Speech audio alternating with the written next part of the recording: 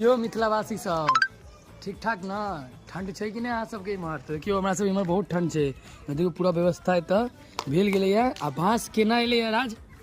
बांस आया है, इसके घर से चोरी कर लिए हम लोग बांस, दिने देहात चोरी कर लेते हैं। हाँ देखिए कितना बाँस है। देखिए ये ठंड इतना है कि चाची बाँस मांग रही है।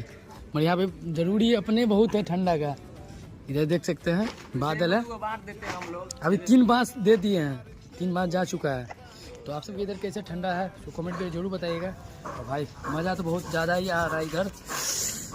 यहाँ देखिए ठंडी में जान बचाइए, आग तापिए, गाड़ी में रहिए। बहुत ज्यादा है तो ठंडी से नो दोस्ती यारी, आग तापिए, भरपेट मजा उठाते रहिए।